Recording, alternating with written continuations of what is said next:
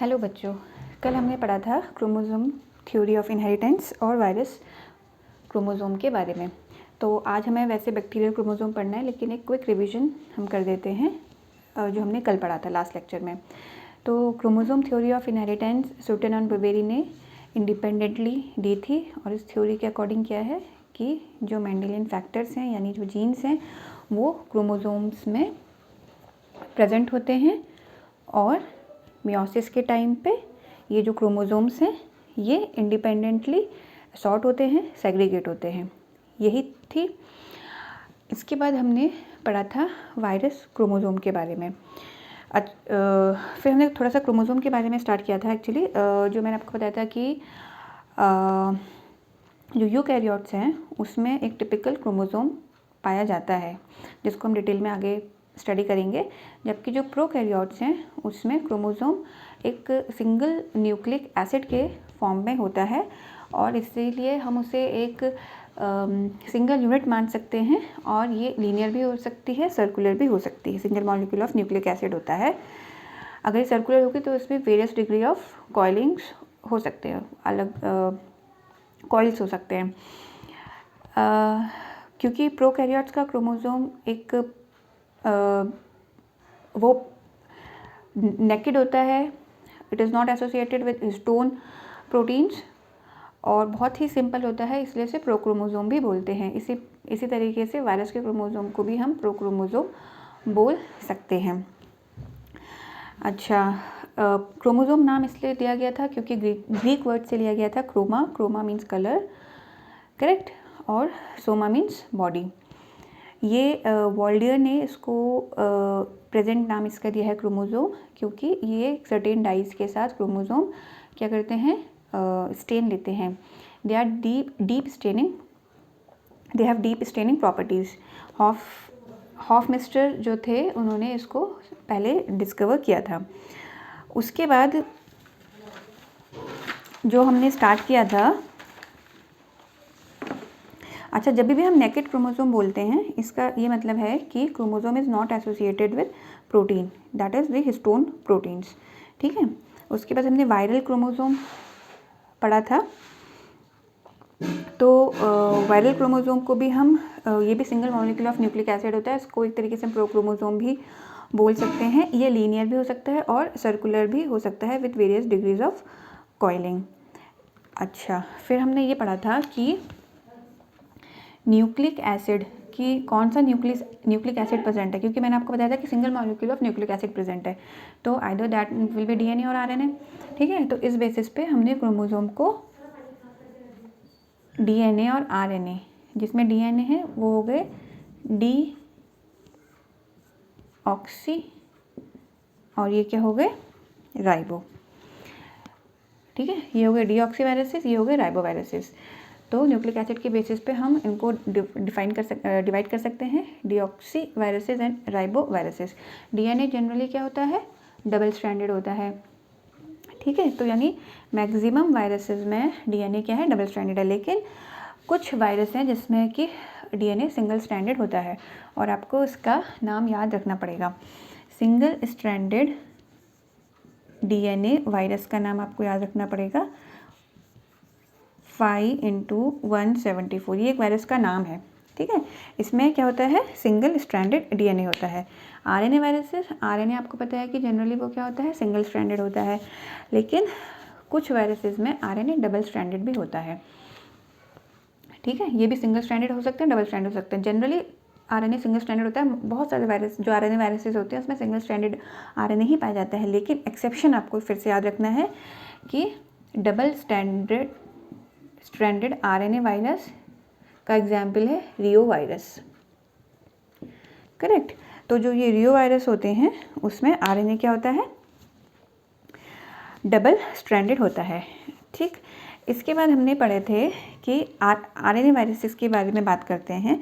अच्छा, पहले आपको एक चीज़ ध्यान रखना है कि जनरली जो चीज़ होती है वो ये होता है कि डीएनए होता है, डीएनए बनाता है आरएनए, और आरएनए बनाता है आगे प्रोटीन।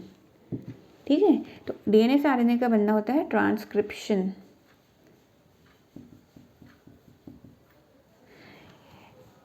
ये पूरा हम सिंथेसिस जो है इसको हम जब डीएनए आरएनए और प्रोटीन्स के बारे में हम डिटेल में पढ़ेंगे तब पढ़ेंगे। अभी आपको सिर्फ ये एक सीरीज़ याद रखनी है कि डीएनए से जनरली आरएनए बनता है और आरएनए से बनता है प्रोटीन, ठीक है। और डीएनए से आरएनए का बनना होता है ट्रांसक्रिप्शन और एंजाइम होता है ट्रांसक्रिप्टेज। लेकिन अब ये चीज़ आपको ध्यान रखनी है। अब हम आगे देखते हैं, ठीक है। तो आरएनए वायरसेस को फर्दर हम दो में हम डिवाइड कर सकते हैं। एक होते हैं आरएनए वायरसेस, करेक्ट। एक होते हैं आरएनए डीएनए वायरसेस। तो जो आरएनए वायरसेस हैं ये तो सिंपल है।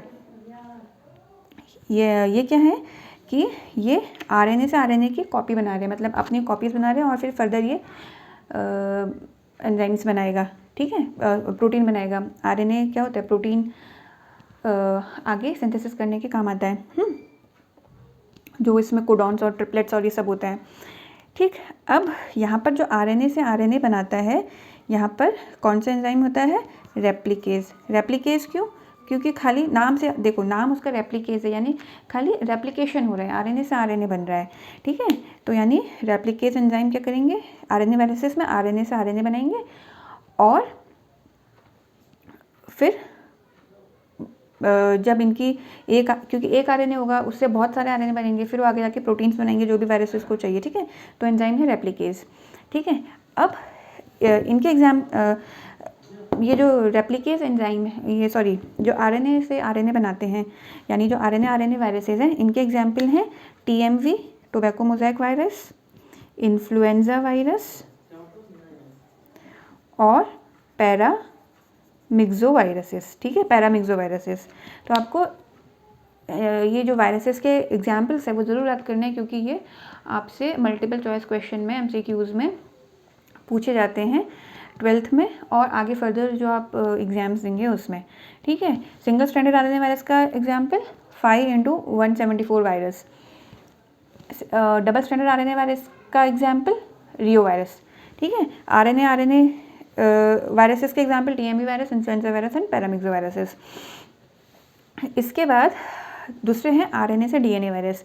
जनरली आरएनए से डीएनए नहीं बनता है, जनरली डीएनए से आरएनए बनता है, लेकिन कुछ वायरसेस ऐसे हैं जो आरएनए से डीएनए बनाते हैं और फिर डीएनए आगे जाके आरएनए बनाएगा और फिर प्रोटीन बनता है, ठीक है। तो बेसिकली आरएनए डीएनए वायरसेस हैं ये। इसमें क्या है कि आरएनए से कॉम्प्लीमेंट्री डीएनए बनता है, ओके।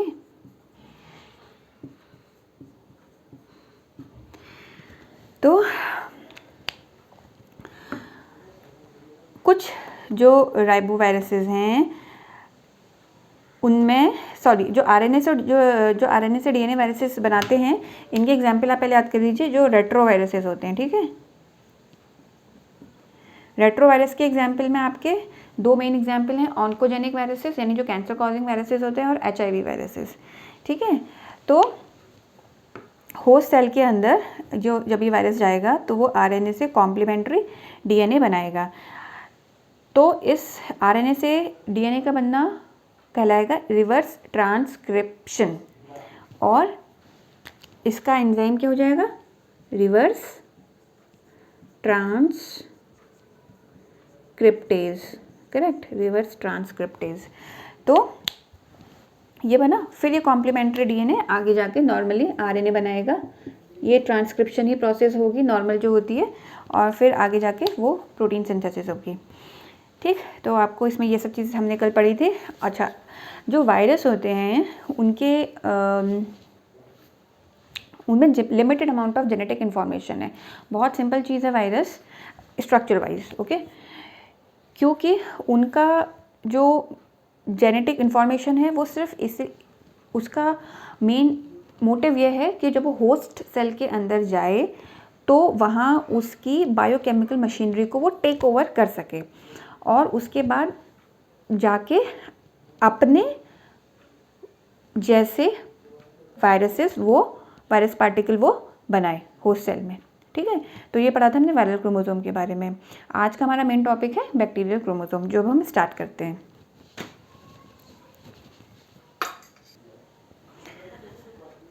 तो बच्चों अब बात करते हैं बैक्टीरियल क्रोमोसोम के बारे में।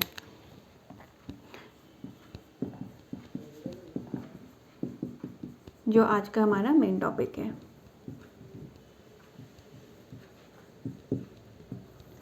ये मैंने एक बैक्टीरियल सेल का सिंपल सा स्ट्रक्चर बना रखा है। इसमें सेल वॉल है, सेल मेम्ब्रेन है, साइटोप्लाज्म है, ये बैक्टीरियल क्रोमोसोम है, ये मीसोसोम है और ये प्लाज्मिड है। मीसोसोम क्या है? एक सेल मेम्ब्रेन की ही एक इरेगुलर ग्रोथ है जो कि क्रोमोसोम से अटैच है। ठीक है,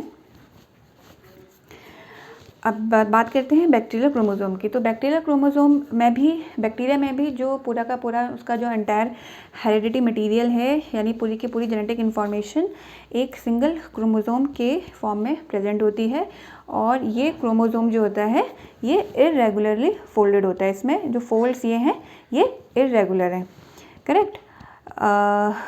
this chromosome is irregularly folded and एक कॉम्पैक्ट मास के फॉर्म में होता है, जिसे हम न्यूक्लियर बॉडी या न्यूक्लियोइड बोलते हैं। क्या बोलते हैं? न्यूक्लियोइड बॉडी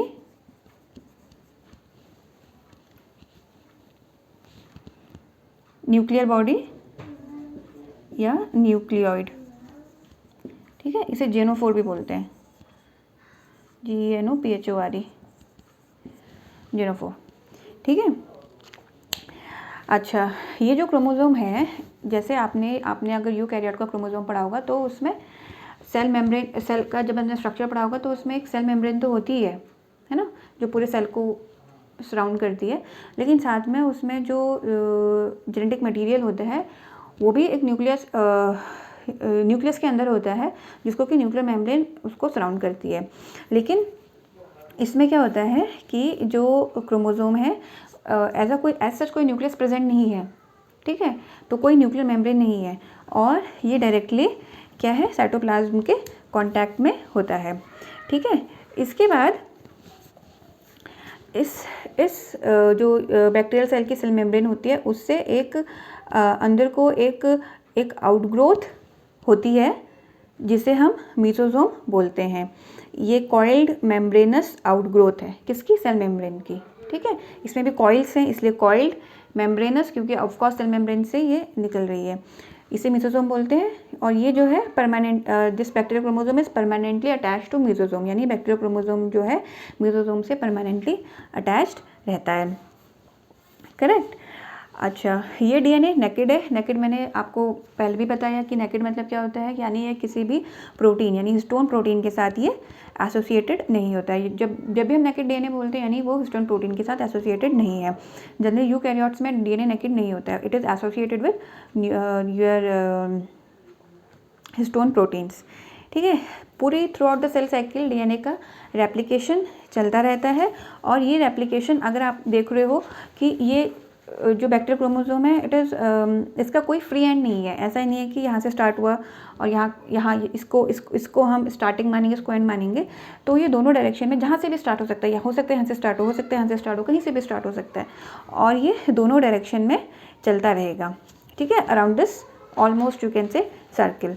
ठीक है, अब इसमें आते हैं, दूसरी चीज़ आती है प्लाज्मिड। प्लाज्मिड क्या होता है? ये जो मैंने यहाँ प्लाज्मिड बना रखा है, अगर प्लाज्मिड आए तो प्लाज्मिड की कुछ चीज़ें आपको रखनी है। पहली बात तो ये छोटा होता है। ठीक है, it is a small circular, गोल होता है, सेल्फ डुप्लीकेटिंग,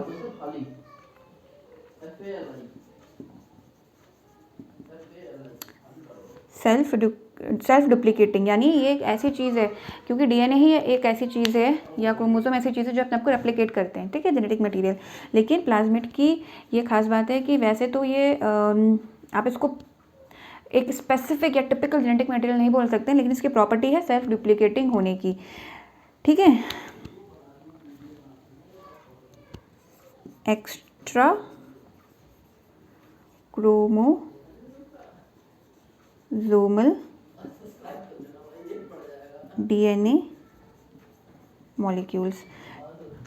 तो प्लाज्मिड्स क्या होते हैं? These are small circular self duplicating extra chromosomal DNA molecules. Proper ये आप इनको क्रोमोसोम नहीं बोल सकते हो, एक्स्ट्रा क्रोमोसोमल डीएनए मॉलिक्यूल्स, यानी इसमें कुछ ऐसी चीज़ें तो हैं, डीएनए मॉलिक्यूल ही ऐसा एक चीज़ होता है जो अपने आप को रेप्लिकेट कर सकता है, ठीक है। अब ये क्रोमोसोम के बाहर है इसलिए एक्स्ट्रा क्रोमोसोमल, सेल्फ डुप्लीकेट कर सकते हैं इसलिए सेल्फ डुप्लीकेटिंग, ठीक है। तो प्लाज्मिड आता है, plasmids are small circular self duplicating extra chromosomal DNA molecules and these are commonly found in bacteria. ऐसा नहीं कि सारे बैक्टीरिया में हों, but these are most of plasmids are mainly found in bacteria, ठीक है। किसी और चीज़ में आपको नहीं मिलेंगे ये। इनको हेज एंड लिडरबर्ग ने पहले डिस्कवर किया था।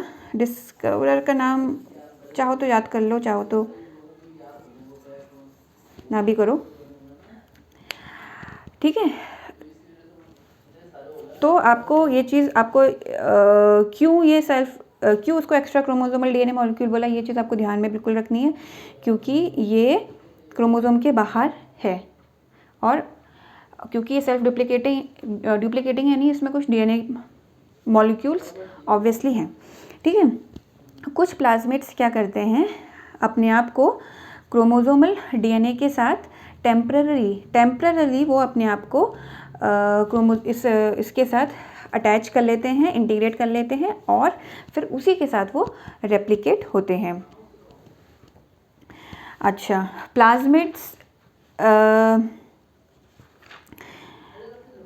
अच्छा, तो जो मैंने बताया कि कुछ प्लाज्मिड्स कभी कभी इस बैक्टीरियल क्रोमोसोम के साथ अपने आप को इंटीग्रेट कर लेते हैं और फिर इसी के साथ ये रेप्लिकेट होते हैं, तो ऐसे प्लाज्मिड्स को एपिसोम बोलते हैं। क्या बोलते हैं? एपिसोम, एपिसोम्स, ठीक है। तो एपिसोम भी एक टाइप का प्लाज्मिड ही है, आपको एग्जाम्स में पूछा जा सकता है एपिसोम क्या होते हैं।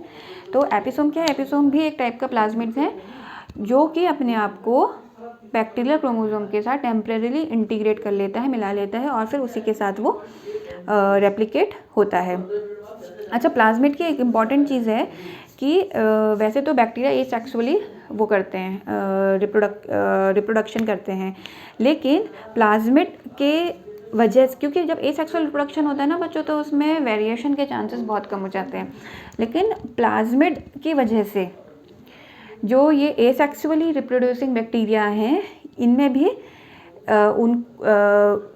वेरिएशन आता है, ये उनको वेरिएबिलिटी देते हैं, ठीक है। तो ये इसकी इम्पोर्टेंस है। प्लाज्मिड अगेन इसके दो इम्पोर्टेंस ये है कि एक तो ये जीन्स कैरी करते हैं सेक्सुअलिटी के, ठीक है। ये हम बैक्टीरिया के बारे में शायद आपने 11th में पढ़ा होगा, तो तब आपने ये चीज़ पढ़ी होगी, ठीक है। तो प्लाज्मिड्स या फिर आगे मैं आपको लेक्चर्स में आगे जब बैक्टीरिया हम ढंग से पढ़ेंगे पूरा डिटेल में, तब मैं पढ़ाऊँगी कि क्या है सेक्सुअलिटी, मतलब बैक्टीरिया में भी सेक्सेस होते हैं, ये इसका मतलब क्या है, ठीक है। तो प्लाज्मिड्स जो हैं ये सेक्सुअलिटी के जीन्स कैरी करते हैं। दूसरा, एंटीबायोटिक रेजिस्टेंस के जीन्स भी इनमें होते हैं। देखो, प्लाज्मिड किसी भी बैक्टीरिया के लिए ज़रूरी नहीं है, एसेंशियल नहीं है, ठीक है, नॉन एसेंशियल है और इसके बिना बैक्टीरिया सर्वाइव कर सकता है, क्योंकि प्लाज्मिड क्या है, मेन जीनोम का पार्ट नहीं है। मैंने आपको पहले बताया कि प्लाज्मिड बैक्टीरिया में मिलते हैं, लेकिन ऐसा नहीं है कि हर बैक्टीरिया में वो मिले, क्योंकि ये मेन जीनोम का पार्ट नहीं है, इसलिए जेनेटिक इंजीनियरिंग में इसका हम यूज़ करते हैं। कैसे यूज़ करते हैं, जब हम जेनेटिक इंजीनियरिंग पढ़ेंगे तब हम देखेंगे। तो ये हमारा कंप्लीट हुआ बैक्टीरियल क्रोमोसोम। अब इसके बाद हमें स्टार्ट करेंगे यूकैरियोटिक क्रोमोसोम। ये एक यूकैरियोटिक क्रोमोसोम में आपको बहुत सारा चीज़ डिटेल में पढ़ेंगे और ये थोड़ा लंबा लेक्चर रहेगा। तो अगर आपको ये वीडियो समझ में आया हो तो प्लीज़ इसे लाइक एंड सब्सक्राइब करिएगा। Thank you.